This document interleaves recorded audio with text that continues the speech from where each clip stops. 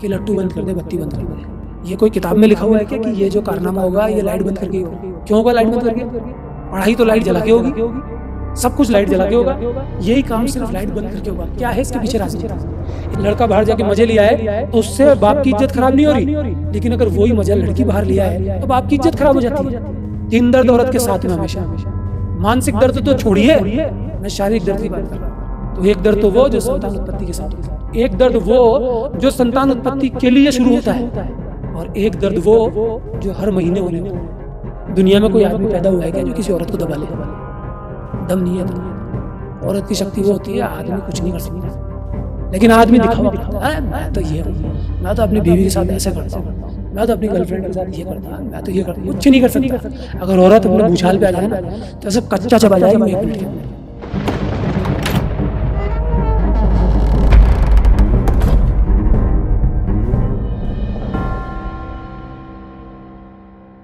लड़की सोचती है कि मुझे बाहर नहीं निकलने दिया जा रहा, मुझे कुछ मिल नहीं रहा, मैं बाहर जाऊं।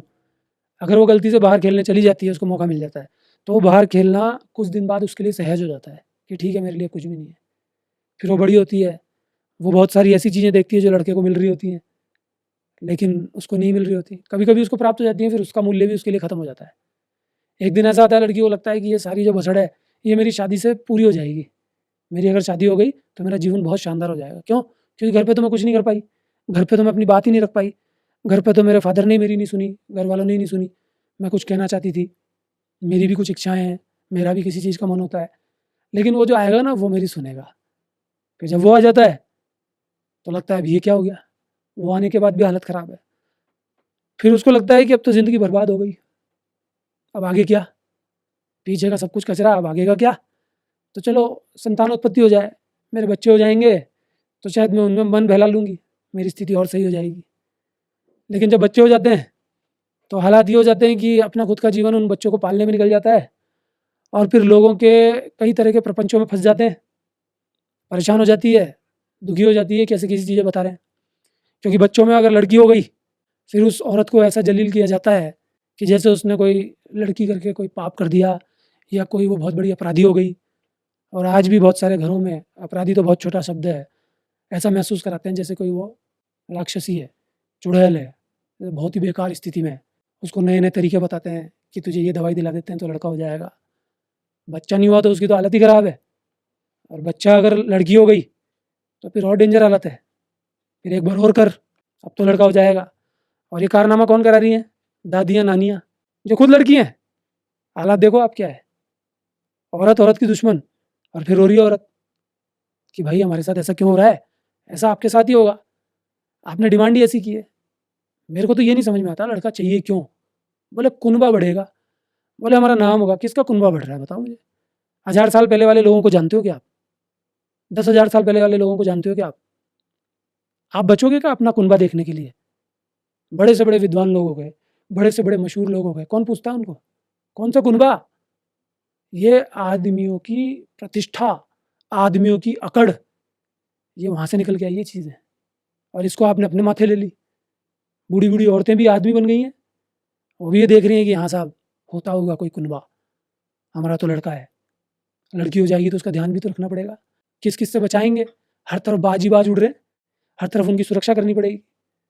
लड़की किसी को नहीं चाहिए, लेकिन मजे करने के लिए सबको लड़की चाहिए, सुख भोगने के लिए सबको लड़की चाहिए।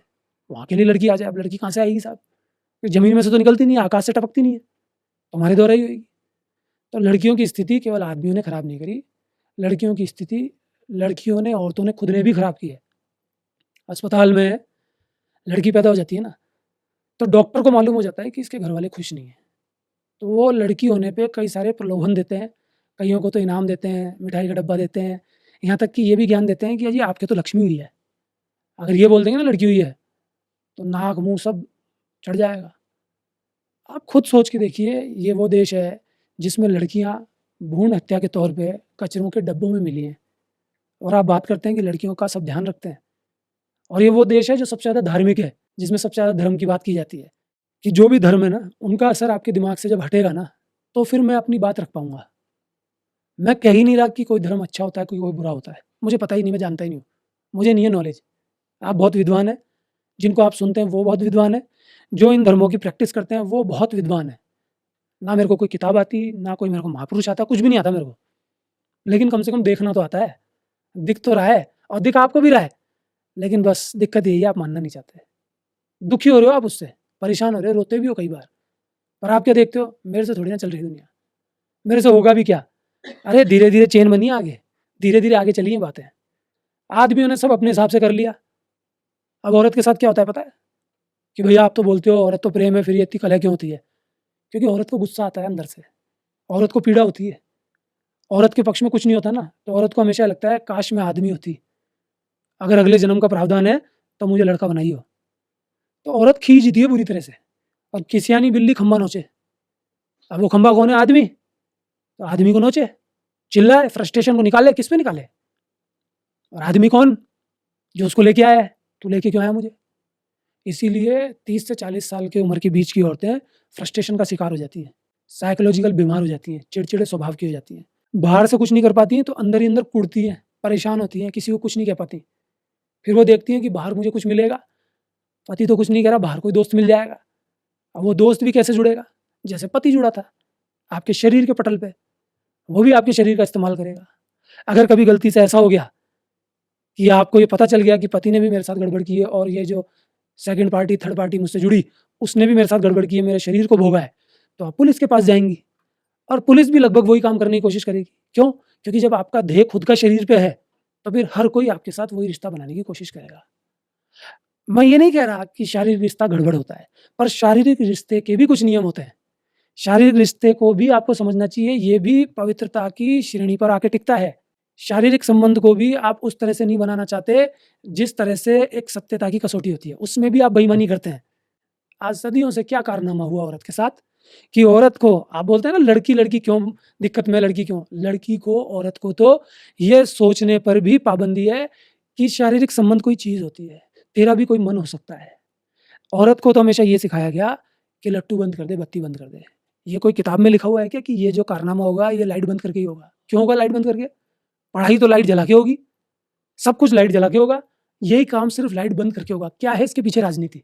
इसके पीछे राजनीति ये है कि इतना ज़्यादा क्लिष्ट बना दिया गया इस चीज़ को कि एक दूसरे को वो महसूस ही नहीं कर पाएँ, एक दूसरे को वो देख ही नहीं पाएँ, एक दूसरे को वो फ़ील ही नहीं कर पाएँ। और ख़ासकर कि औरत तो ये सोचनी ही नहीं चाहिए कि तेरा मन भी कर रहा है क्या? अगर तूने ये सोच लिया तेरा मन कर रहा है, तो तू फिर बेकार नारी की संज्ञा में आ गई। तू बहुत बेकार औरत है, तेरे को शर्म नहीं आती? तेरे को तो आवाज़ भी नहीं करनी है, तेरे को तो चुपचाप पड़ जाना है। लट्टू बंद, काम खत्म। और आदमी का काम खत्म हुआ, तो औरत का भी खत्म हो गया, और औरत को ये बता दिया गया कि यही सब चीज़ एंड होती है, बस इसके आगे कुछ होता ही नहीं है। औरत का दिमाग खराब, यार मेरा तो दिमाग खराब खुद का हो रहा है। मेरे को तो कुछ ऐसा लग रहा है जैसे मिसिंग है। मैं तो अभी उस स्थिति में पहुँची नहीं, मेरे तो हाल खराब हो गए। औरतों ने सदियों से दाबा इस चीज़ को, दाबते मानसिक रूप से भी खत्म हो गई, शारीरिक रूप से भी खत्म हो गई। जनरली औरतों के बच्चेदानी में गाँठ बन जाती है, कैंसर हो जाता है। मैं कोई डॉक्टर नहीं हूँ, मैं कोई साइंस ज़्यादा नहीं जानता, लेकिन जब भी प्रवाह रुकेगा, तो वहाँ रुकावट आके गाँठ ही बनेगी। और प्रवाह रोका गया बुद्धिजीवियों ने, प्रवाह रोका गया धर्मों के द्वारा, अच्छे बनने वाले लोगों के द्वारा, और औरत को बता दिया गया अगर तू इस तरह की बात करना तो दूर, सोचती भी है ना, तो तू डाकण है, तू अपराधी है, तुझे सोचना ही नहीं है। बस आदमी ने जो कह दिया खत्म तो खत्म। आदमी मर गया तो औरत को भी साथ मरना है। आप सोच के देखो कि आदमी मरा तो मरा, औरत को भी जिंदा आग में चले जाना है, कितना कष्ट होता होगा। मैं आपसे कह रहा हूँ कि आप जब रोटी बनाए तो थोड़ा सा आग में हाथ डाल के देखना, उस कष्ट को आप महसूस करना। जिंदा औरत चिता पे जला दी जाए, सोच करके रूह कांप जाए।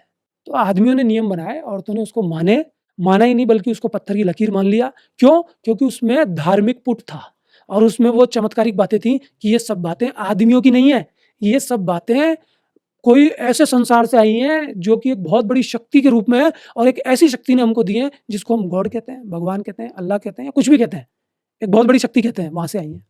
क्या पता वहां से कुछ और बातें आई हो।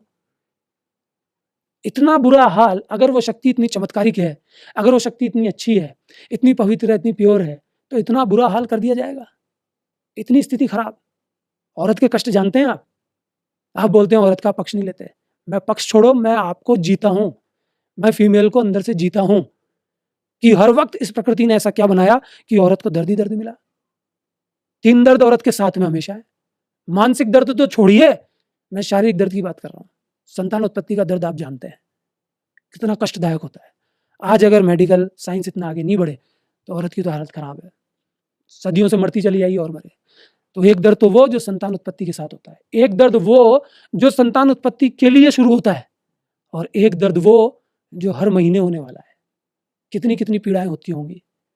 और वो जो दर्द है ना महीने वाला, सबके साथ विचित्र विचित्र ढंग से होता है। किसी की पीठ टूटने लगती है, किसी की टांगें टूटने लगती हैं, किसी का स्वभाव इतना गंदा हो जाता है कि अपने आप से घिनाने लगती है, कोई बैठ नहीं सकती, कोई जी नहीं सकती। मैं वहां तक सोचता हूँ औरत के लिए।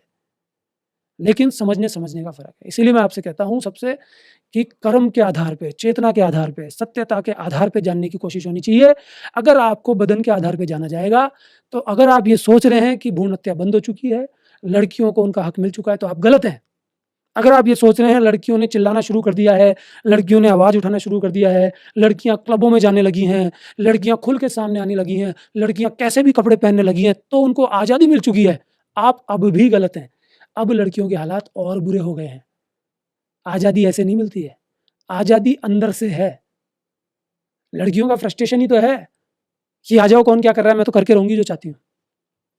तो आप समझने की कोशिश करें कि मैं किन चीज़ों की बात कर रहा हूँ। सदा से ही लड़की की हालत खराब रही है, सदा से ही भ्रूण हत्या आपके सामने रही है, और आज भी हमारे घर में लड़के को ही तरजीह दी जाती है।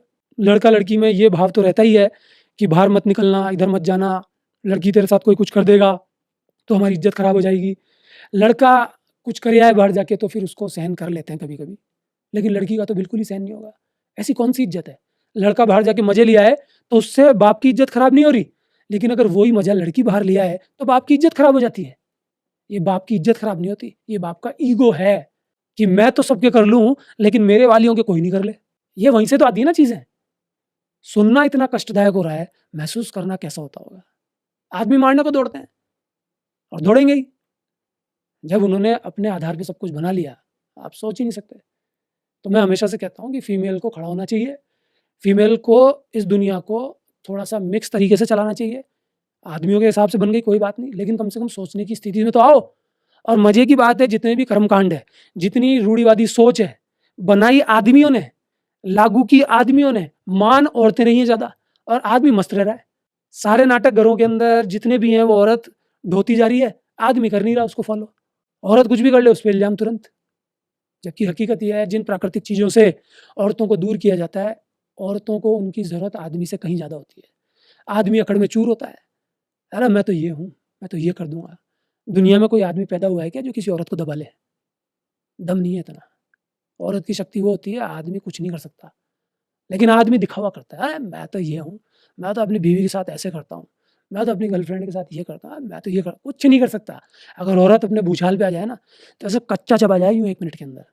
लेकिन समझने की जरूरत है, वो आदमी नहीं, आदमी का अहंकार बोल रहा होता है।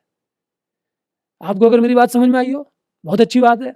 उम्मीद है मुझे समझ में आई होगी। लेकिन आपका जो डर है ना, वो इस बात को अंदर मंथन नहीं करने देता।